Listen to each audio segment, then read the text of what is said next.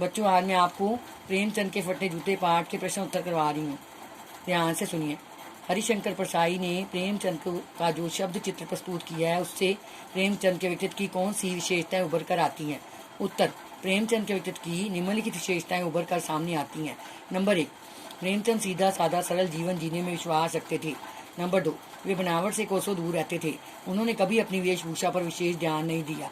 वे जैसे थे वैसे ही दिखाई देते थे। नंबर 3, प्रेमचंद स्वाभिमानी थे। वे दिखावा करने के लिए किसी से कोई चीज मांग कर प्रयोग नहीं करते थे। नंबर 4, प्रेमचंद समझौतावादी नहीं थे। वे अपने असूलों पर टिके रहते थे, चाहे उसकी कितनी कीमत क्यों ना चुकानी पड़े।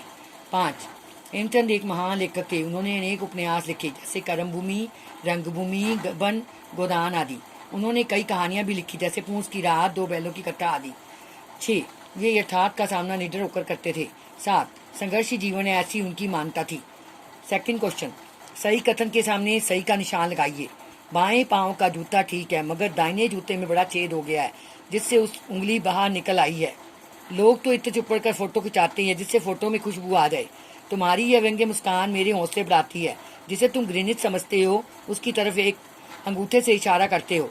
इसका सही आंसर है, लोग तो इत्र चुपड़ कर फोटो खिंचाते हैं, जिससे फोटो में भी खुशबू आ जाए। ये सही है, सेकंड वाला। नीचे दी गई पंक्तियों में निहित व्यंग्य को स्पष्ट कीजिए। जूता हमेशा टोपी से कीमती रहा है। अब तो जूते की कीमत और बढ़ गई है और एक जूते पर 2500 टोपियां निछावर होती हैं। उत्तर, आदर व सम्मान का प्रतीक टोपी का मूल्य समाज में कुछ नहीं है। अच्छे से अच्छे जूते पहनकर लोग अपनी यथार्थ स्थिति को छिपाने का प्रयास करते हैं और इस दिखावे के लिए अपनी मान मर्यादा और प्रतिष्ठा को भी दांव पर लगा देते हैं। तुम पर्दे का महत्व नहीं समझते, हम पर्दे पर कुर्बान हो रहे हैं। आज के जमाने में पर्दा रखना अर्थात छिपाव रखना आवश्यक हो गया है। हम जैसे सामान्य लोग इस पर जान छिड़क रहे हैं।